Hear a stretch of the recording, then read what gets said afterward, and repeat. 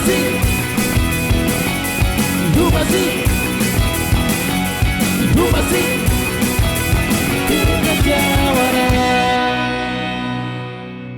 Assalamualaikum warahmatullahi wabarakatuh. Selamat datang di Dihumasin Podcast. Ya,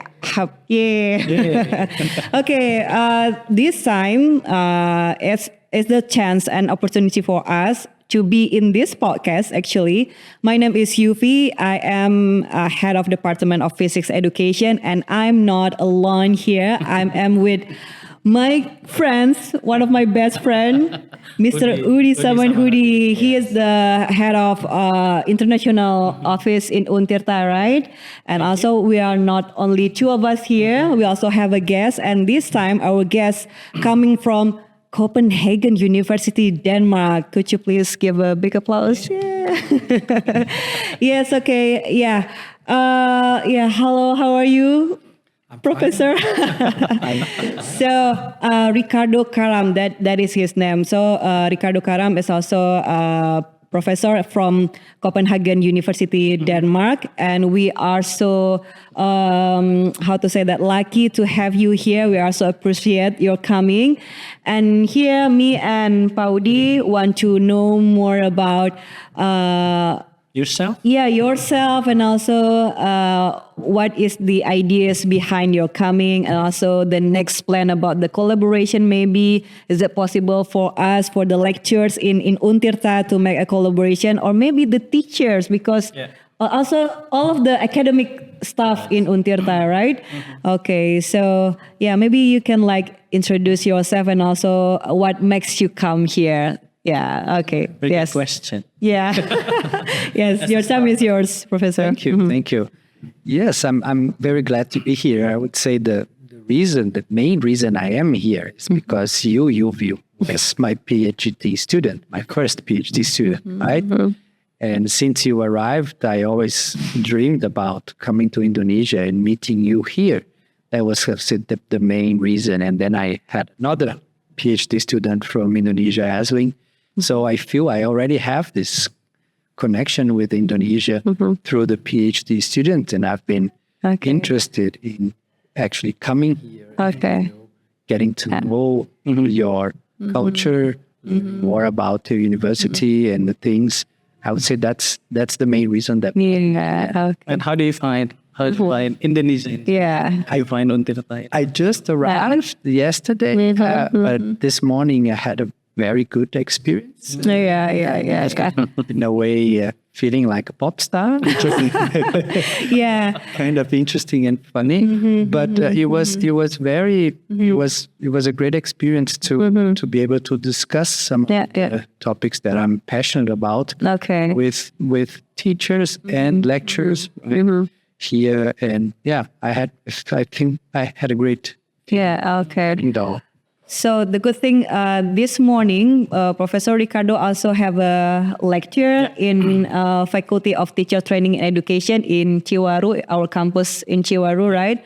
And so you involved in this discussion, right? So what do you think to get involved with the lecture in mainly in Faculty of Teacher Training and Education? What do you feel? Do you feel the vibes? What kind of vibes do you feel? Yes, I was very well impressed by the fact that they were focusing on deep learning. And that's something that I've been focusing, I don't know, since I was a student. And then since I became a teacher myself, I was myself a high school teacher.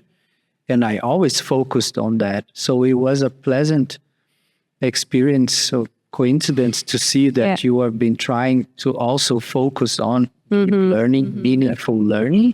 So I would say it was an easy topic to talk about, because that's something that that's what I already work on a daily basis. So the issue mainly you have done about that issue, because right now in Indonesia the trending topic is deep learning, right? The new minister also make this deep learning become his concern.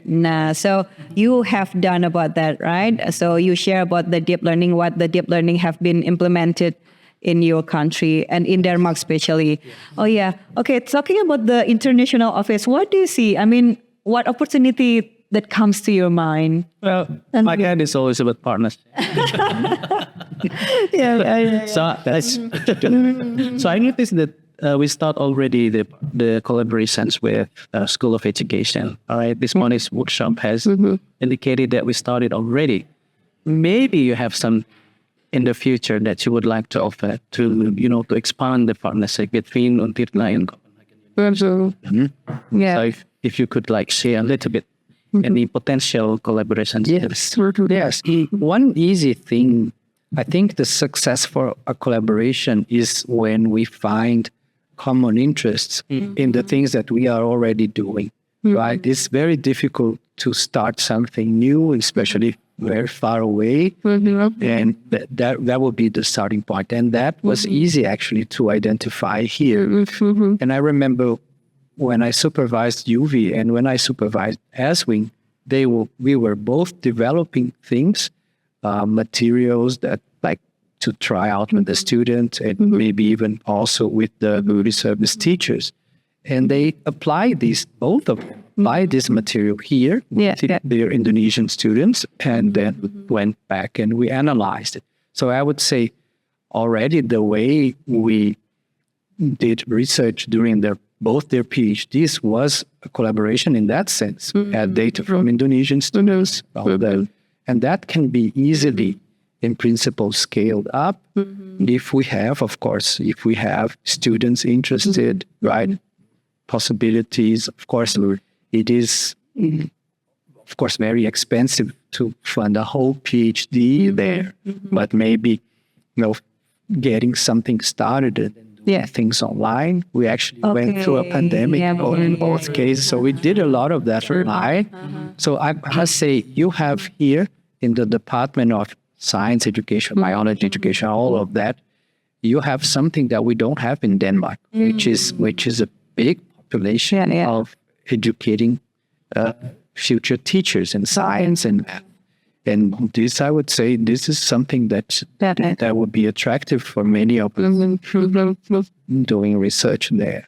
So I would say it's just a matter of finding this common interest and building from there. Yes. And we also have, I think, a lot more young lecturers. Yeah, young lecturer, that they want to master the So I think they will, in the next 2 or 3 years, apply their PhD program. So some might be interested in going to Copenhagen University. Yes, might have advice.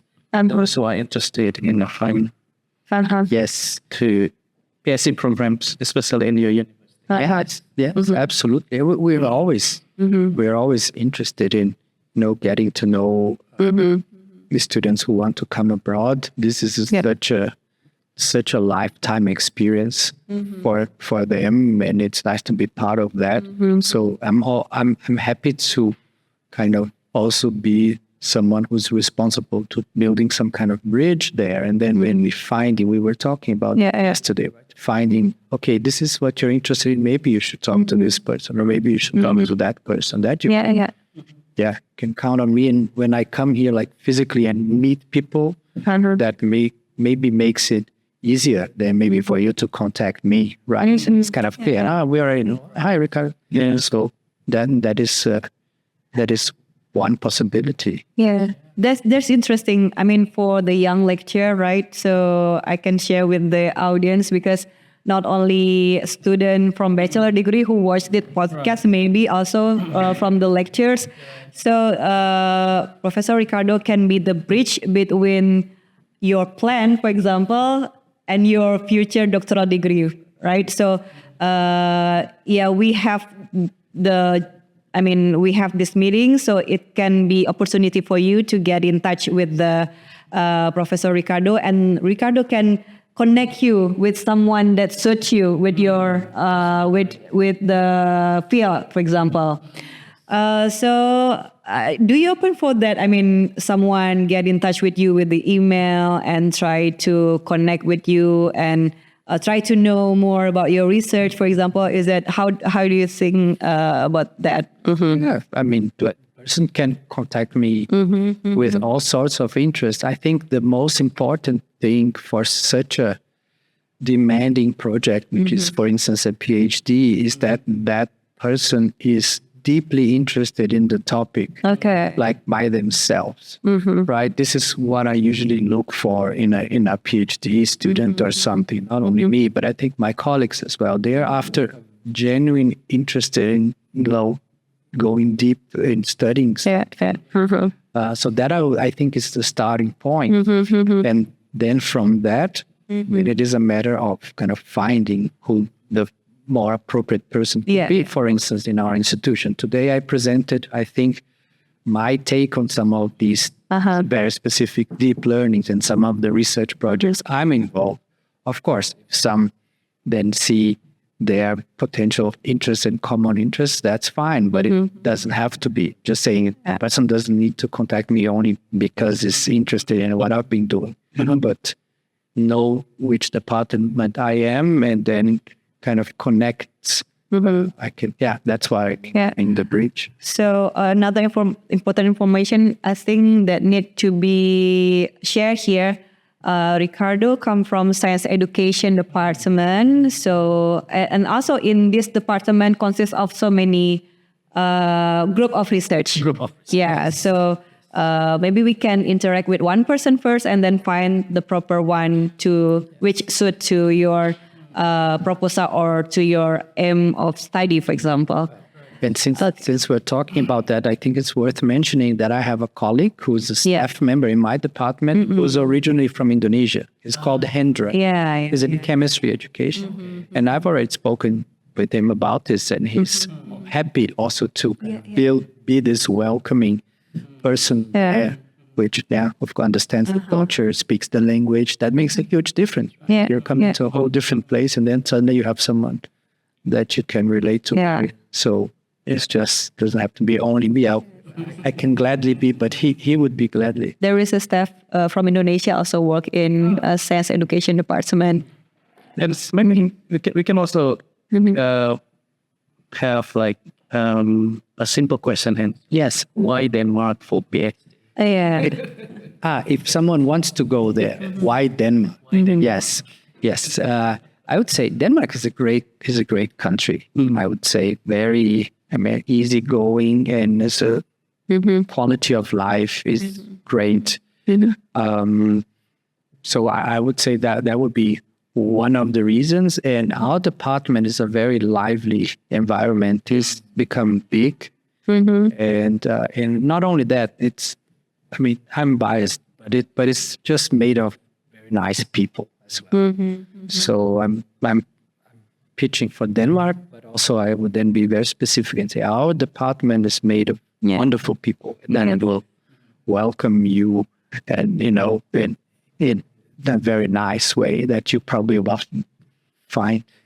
I would say not in many other places. And the university is big. Is one of the top universities in Europe, so that also opens kind of the set of possibilities that you will be able to find, learn, and interact regardless of the field that you're coming. So that also counts for a PhD, right? And you have many possibilities. I would say that maybe those three makes a great country.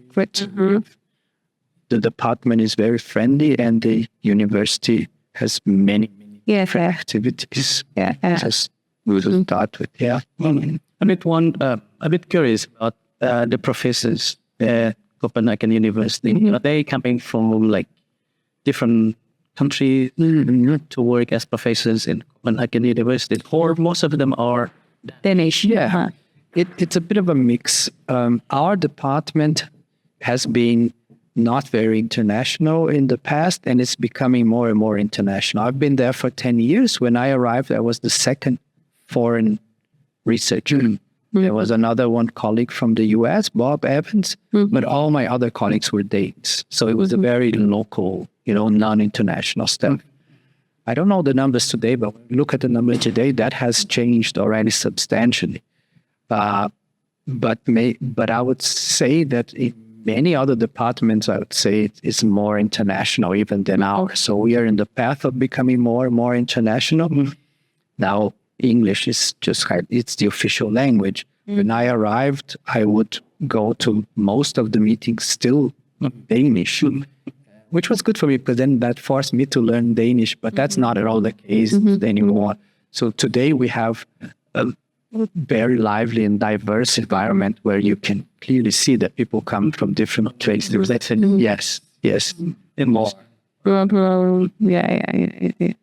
Okay. So when you come to Indonesia, I would like to know, we find so many obstacles in enhance our education here. Yeah, because I am from faculty, teacher training and education, right?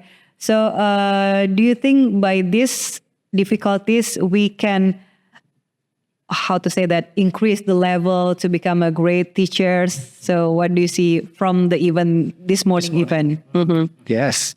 We talked about some of those difficulties, right? With teachers sharing their frustration and challenge that they have. I mean, we discussed some of those difficulties. And some of those difficulties, we can say it's related to economic level, or maybe, and some aren't. Some we have them in Denmark the same way or even worse. So I would say this is very challenging. I mean, we discussed, for instance, the fact that this generation of students is very focused on quick, easy answers. And when you focus on deep learning is demanding. Right? Yeah. You have to understand it. You have to struggle with it, and you have to think about it. And we in the world are experiencing a generation that is having a hard time with that. So we have a role to play there as well. So I would say the challenge is, it's not that, this is what I find interesting. Okay, of course you have certain challenges that in Denmark there aren't, but the commonalities are much greater, I think. So that it's even I've seen many comparative studies that they kind of analyze. That's also possible. But both with UV, and with Aswin, your work was done with Indonesian students. Yeah. And we published in international journals. And I don't think we were saying, oh, this happens because it was in Indonesia. No, it was never the case. We were talking about conceptual understanding that kids all over the world will have the same. Okay, yeah. So do you think that we still can improve, especially for the teacher, right, with this kind of challenge that we face right now? Yeah, absolutely. Yeah. And again, I think you're in a better position because you have a department specifically that focuses on the education of future teachers. And that's not what we have in Denmark. You don't have that kind of department in Denmark, right? Here we have like English department, biology department, but there in Denmark, how the teachers get the education. Exactly. Yeah. I think it's a model. It was an old model. It's still there, which is kind of like this. You first learn the science, and then you do a plus, 1 year with some pedagogical things. Then you are allowed to become a teacher. You still have a period, which is kind of an internship that you actually have to go to school and have to be supervised by other teachers. Yes. That's also the German model is like this. Okay. But it's not, it's nothing compared to what you have, which is you have a whole department. Yeah. You have a whole program that is around, okay, we are going to educate you to become a teacher. And that I would say that means you are ahead, and you already from the start, the students coming here, that they know that this is what they... Yeah, preservist teacher, yeah. Maybe it's a culture thing, but maybe it's also a size thing. Like Denmark is not so big. Yeah. And maybe it doesn't want to make the student choose already very early. And they're going to leave that possibility for later. But unfortunately, what I see is still, this is very unfortunate. This is a societal thing.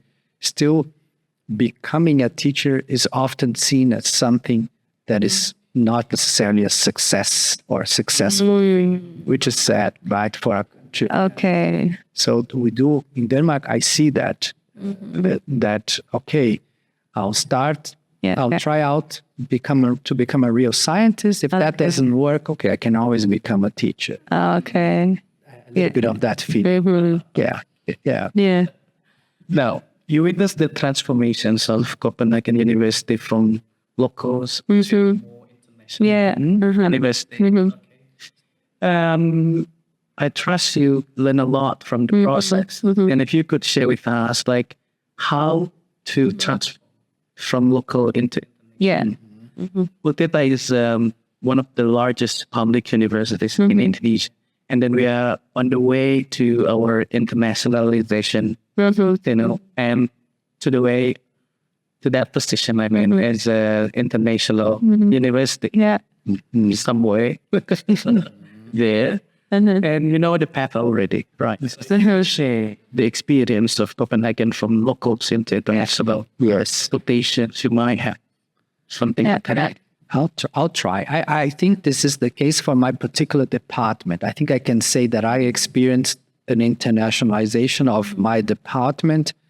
I'm not sure this applies for the university as a whole. Maybe still, but I think more traditionally scientific departments like physics, or chemistry, or mathematics, I think they have been international for a longer time. I think it's natural for science education, or for education departments to be more local because they may need to deal with the specific educational related issues of their cultures. And so that's one thing. But so I think I can speak broadly about the benefits of internationalization or diversification in a broader sense of an academic environment, right? A healthy academic environment is an environment where you welcome different perspectives, you welcome different theoretical frameworks, you're always debating. And if you don't have that, if you are only, if you make a whole career in one single place, I think it becomes difficult. I think you then feel that this is the only truth that exists. So I think it's difficult to build this academic environment with different perspectives if you only have people who had their whole careers there. The German model is actually very strict about that. They even almost forbid you to apply for a position at the same university where you had your PhD, for example. This makes our lives as family and all that very hard because it forces us to move. But the counterpart is really that it will build this diverse environment where people come from different traditions, people see it differently. It's not only nationalities. You can say it's a theoretical tradition. I approach the problem with this kind of, methodologies or theory and all of that. We need differences there to be a healthy environment. That's one of the reasons why the US, if you look at the top 10 universities of the world, you enter any department of those universities, you look at the faces of those professors, you're like, oh my God, these people come from different places, right? This is not a coincidence. Of course, there's both a talent search, like where are the best in the world, but I think there's also an understanding that diversity is something beneficial for the academic environment. And I've been in this 10 years experiencing an increase in that perception. And also a creation of a welcoming environment for foreigners, because it's not easy to change to another country and all of that. So I don't know how much you could improve here, how attractive you could make your university for foreign students, for foreign staff. There's the language barrier. There's a lot of things that make it difficult, right? But if you could think about maybe simple initiatives to make more diverse corps of students and faculties, I think this is a positive development. Yes. That's interesting. So let's be more open. Yeah. Okay. So what's the plan for you in Indonesia? How long you will stay here in Indonesia? Yes, I'm going to stay here for mean, about a week, I think. Okay, a week. So I would like to know what makes Indonesia as the interesting place for you to come. Is it any story behind that, except me, right? As your PhD. I would say that Any reason about Is it the country that was in your dream? Yeah. All time. So when you see the map, I want to go here. it is the combination of both. First, I never expected that I would have, when I started like being able to supervise students, it was a little bit out of the blue that two Indonesian students contacted me. Do you even know this country, or you know Bali? Rather than I have never been to Bali. No, this is my first time in Indonesia. Yeah. So first of all, it was this coincidence that suddenly two Indonesian students came with their own funding and they came to me. And both came to me because they were interested in interacting with something that I was working on. I didn't have any kind of previous connection with Indonesia. I do. There's this other element, which is a more of a personal one. When I was 15 or so, I learned to surf in Brazil. And Indonesia is a surfer's paradise. So it is worldwide. Yeah. Exactly. Mental. Yes. So that has always also been in my dreams. Like, oh my God, I go to Indonesia to be able to surf Indonesian waves is also. So I'm gonna try to do that as well in the time that I'm here. So I'm gonna visit. I've been visiting UV. I will surf and then I will visit Aswing. So I'll combine that as well. Okay. So it's like not a pure academic trip. No, I honestly believe that one thing feeds the other. You know, the time that you're out there surfing, you are in contact with nature, and when you come back, your mind is fresh again.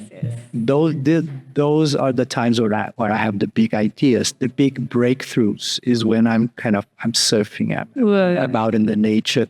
But maybe it's just me, but I think it's it doesn't work for me like to sit for 10 hours and work with something and fight with it until that. No, I need that other time for the ideas too.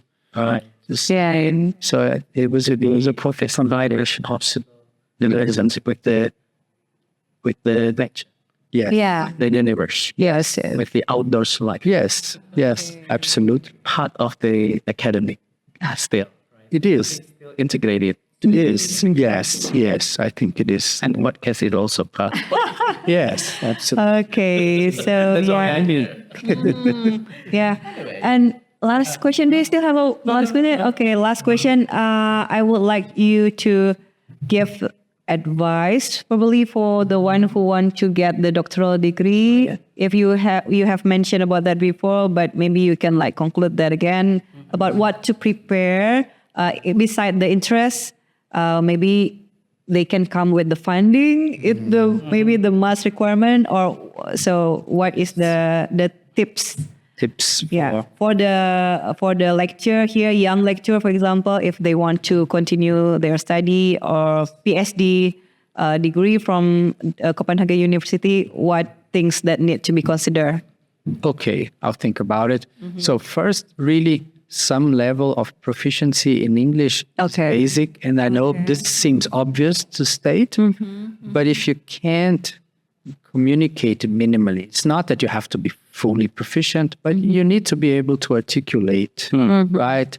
And if you're not there yet, you need to try to get there because this will reduce your chances. Because I mean, this is a basic thing. You need to be able to communication. Exactly. You need to be able to interact. Then I think it's always helpful to write to particular professors or potential supervisors, very targeted. Now, some students looking for positions, they formulate an email which is a very general one and they submit to everyone. That never gets anyone's attention. You have to be more selective, and then you really study the work of that person, and then you write an email that will catch the attention. that is again also something more likely. And as I said before, this is a belief that I have. I think you have to kind of go and look for your passion first, because a PhD is a very long and can be traumatic, demanding thing. So if you don't, so it will make your life easier and your work better if you kind of have something that you're already passionate about. Then you will kind of have kind of a mixture of work and pleasure, so to speak, together. And the potential supervisor will notice that. Yeah. No, so let me give you an example. Suppose you come with the project, and the supervisor say, "Well, that looks interesting, but why don't you do that?" And that's something completely different. And then if the student said, "Okay, let's do that," I don't think that's a good sign. Yeah. Because, well, okay, so you just want to do a PhD, but it doesn't matter what you do there, right? So I think that's the genuine interest. Like, look deeply into yourself and see what you really, really, really want to do, and bet on that, and try to see if you can find someone that is also as passionate as you are, and try to pursue that. Yeah, that could be Right. Okay, yeah. So if we can conclude, the first one, English proficiency. Second one, put your target. Yeah, and focus with the target. And the third one, be patient about what you want to achieve, right? Okay, thank you so much, Professor Ricardo. Thank you so much for coming, and thank you so much for you. Thank you so much. And also for the, I don't know how to say, the audience. Is that Sobat Dihumasin? Let's call them Sobat Podcast Dihumasin. Oke, terima kasih banyak. Thank you so much. Terima kasih. You can say terima kasih. Of course, terima kasih. It's easy. Your language is very easy to pronounce. Okay. Compared to Danish, which is very difficult. Really? Yeah, you read the words, you pronounce them. It's easy to pronounce. Yeah. So terima kasih for you. Just to remind, Yes, don't forget. I mean, the closing is about Oh yeah. Thank you. Ciwaru. Yeah, okay. So when I said Untirta, you're right. Dihumasin. Oh, okay. Podcast. Okay, so we come to the last word. Are you ready for that? Yeah. Okay, 1, 2, 3. Untirta Ciwaru.